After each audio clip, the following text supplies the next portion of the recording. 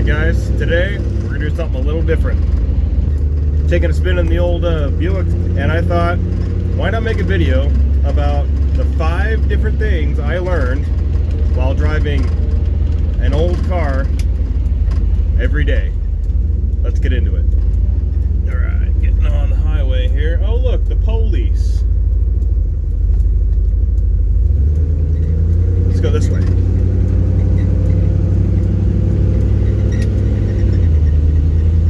Alright, first things first. Number 1.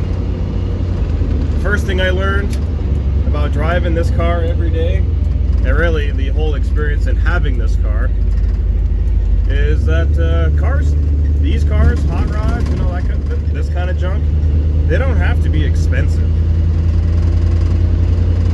Just as an example, this car, this 62 Skylark that I bought, I think the first video was up in the end of April or so, something like that. We're still wearing coats here in Idaho, so it was chilly, right? That was when the first video was published. Well, what is April to most people? Tax time, right? Well, that's how I ended up with this car.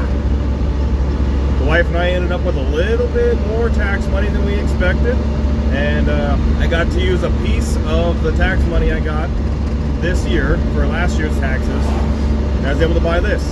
And if you guys know, in the parts car video, I kind of broke down the expenses and how much I'm in this car and all that stuff. I mentioned that I bought this car for $1,500. That's right. Found it on Marketplace for $2 grand.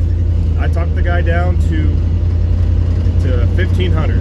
So there in itself, that car by itself at $1,500 bucks, I feel like it was pretty fair for everything that was included, all the work it needed. I feel like it was pretty fair. And I'm not going to say that happens every year. Absolutely not. I'm probably never going to see that kind of tax money again. It was kind of a fluke. But on the other hand, for everybody watching and everybody who's into hot rods, it's probably more common that other people get way more money than I get in taxes, probably more regularly.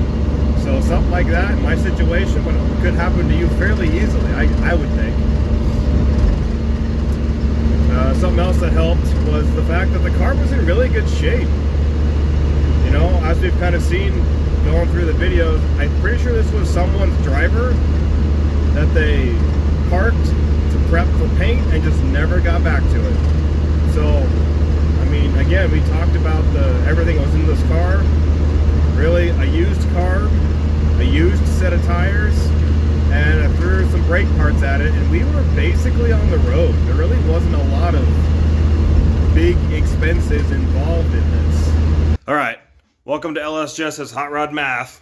Here we go. Cost of the car, I bought it for $1,500 bucks. The owner I got it from wanted $2 grand. I talked him down to $1,500. So take that into account if you'd like. I like to, because that saved me $500 bucks. So there's that.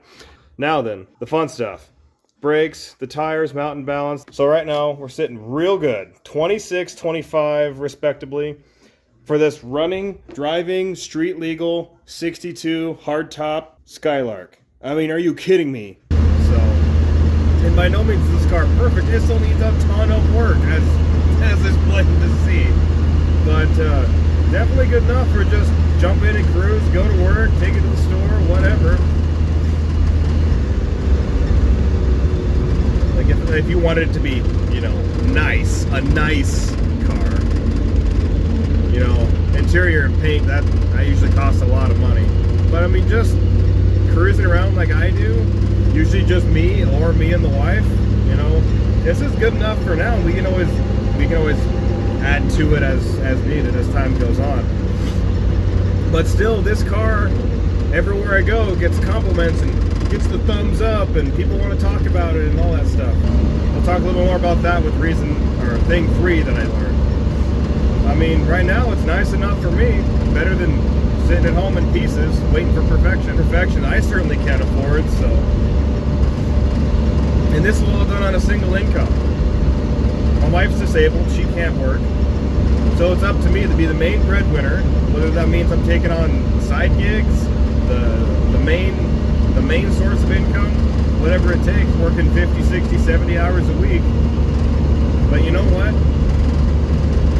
It got me to where this is now, so can't complain too much.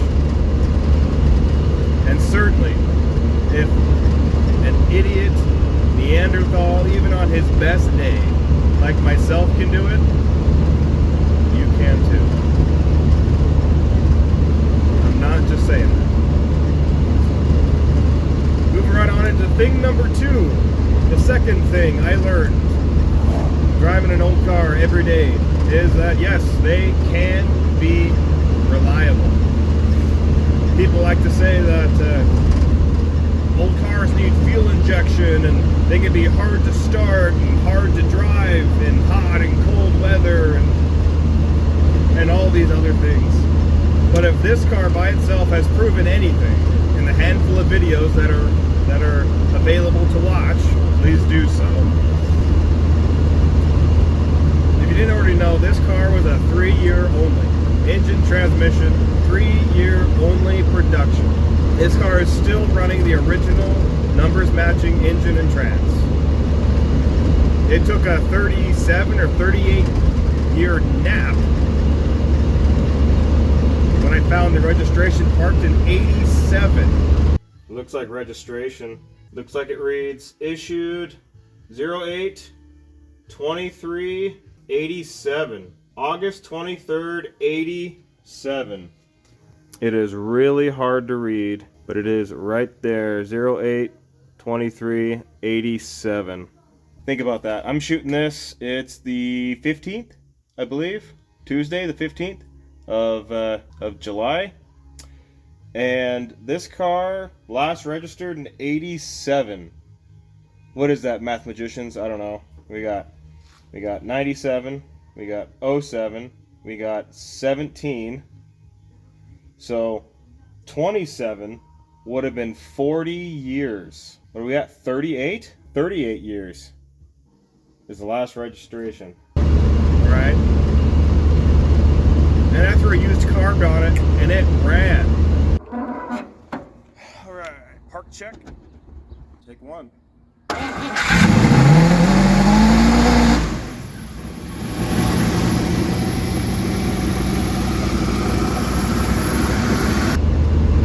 If that by itself isn't proof of reliability, I don't know what is. And then you see all the work we've done to it. Be sure to check out the car show video. We mad thrash this thing to a car show. About 60-ish miles round trip. No issues, no breakdowns whatsoever. Alright, here we are officially at the show. But if you look, one of these things is not like the others. And that's not including the about 1,000 miles or so that I have on the car currently, just since putting it on the road. This car has not left me stranded, not once. It has always started and always done everything I've ever asked of it. And it just continues to give. It does not care. Looking at 38 pounds of oil pressure. We're just cruising down the road right now, and it's just loving life. It's on about 190 degrees. It's perfectly happy, perfectly comfortable, just doing what we're doing. It does it every single day. Actually, today it's been more reliable than my LS4 Impala. That thing decided to throw a chunk engine light. I guess we're losing the #1 injector. I jumped in that car today to go to work, and before I left the driveway, the check engine light was flashing. Because it's obviously I got a dead hole #1. That injector totally failed. Yeah, well, that ain't good. So I said screw it and jumped in this, took it to work. No problems. Thing number 3. The third thing, and probably my personal favorite on the list. Third thing I learned after driving an old car every day. I call it the other side of the table. What am I talking about? Well, if you're anything like me, you really don't have any money. You've never really had opportunity to own and work on a car like this, even though that's what you've ever dreamt of. Having cool cars, working on cool cars, driving them and enjoying them and taking them to shows and all that. That's always been a dream of mine. Is to be able to have that opportunity to enjoy these things, right? So you spend life drooling on other people's cars. You see cars out in the wild, you're giving them the thumbs up and the wave and all that good stuff. You go to a show and you're looking at everyone else's car. You're talking about everyone else's car, right? Meanwhile, you're just thinking to yourself, man, I wish I had one of those. You know what I mean? So since I've had this, and this car is nothing's all that special. It's special to me, but this car is not highly sought after. It's not highly valuable. It's just really unique, but unique in such a way that nobody knows what it is, right? That's what makes it interesting. That's why people like it, because it's so different. That's what I like about it. But now that I drive this every day, and I have those people giving me the thumbs up, giving me the wave, and slowing down on the highway to take pictures, you know, and the guys that wanted to talk to me at the car show, please go watch that video. To me, that's like the greatest thing in the world, to finally see what it's like on that side of things. I've never experienced that before. It's not even an attention thing. Look at me. It's cool to be on that part of the same community that I've always been a part of. But now I get to see both sides of that coin. So to me, that means a lot. It feels really nice. So, all right, number four thing I learned driving an old car every day. I haven't driven this everywhere. Like if I needed to go somewhere, I didn't take this every single time, but I did drive this car every day for some amount. If that makes sense, just different trips. When I would jump back in the Impala, the late model, I learned something about myself, and that was that I drove the two cars differently. Well, when I would drive the Buick, I was forced to drive it at a more slow pace. More about that number 5. So I would drive it at a slower pace. I would make sure there was more distance between me and other cars. I wouldn't be apt to pull out, so to speak, pull out into traffic with tighter gaps and those kinds of things, right? I try to be more cautious, you know, try to brake earlier, those kinds of things. Whereas driving the Impala, the LS4, because it's a late model, it seems like it has so much more capability, we'll say. It's got so many more comforts. It's more modern, so it's able to drive at a faster pace. The brakes are better, so you don't have to brake as soon as you would in something like this. Because it's got the LS4, got that little extra power behind it, you can pull out into traffic a little bit easier and with a little bit shorter gap than in something like this, for example.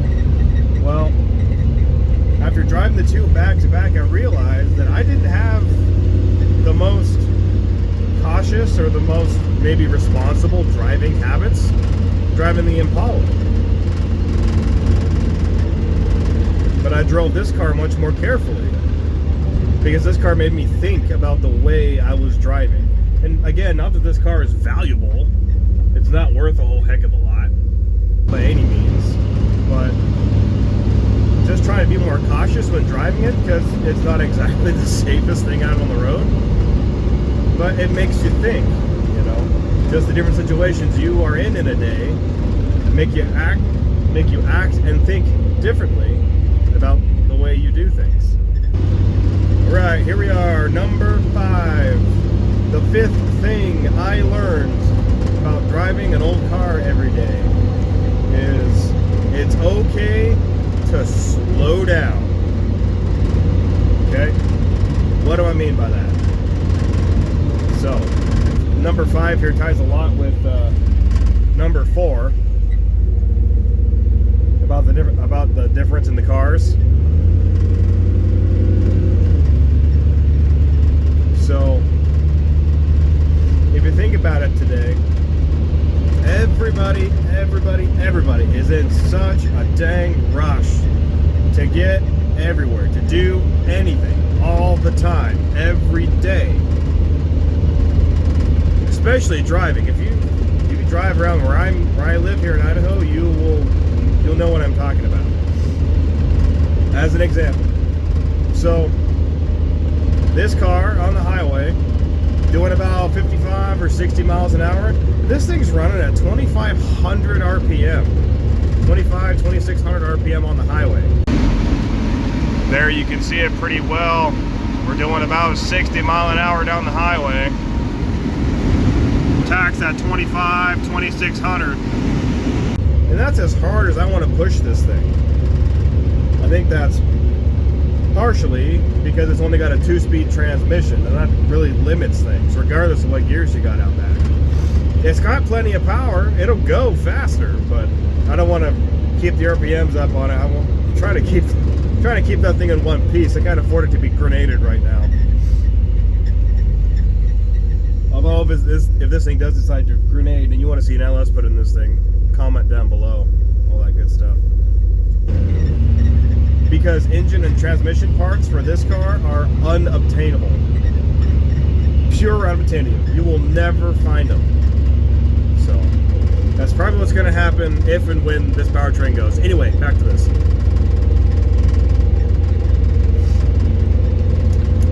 So you got to think about it. This car is 63 years old. Okay? You got to remember that people were not in as big a rush back then. The speed limits were much lower than they are now. Heck, I could drive 10 minutes from my house and find an 80 mile an hour speed zone. 80 miles an hour. Come on. So times have definitely changed from when this car was new to even when my 2008 was new. Okay?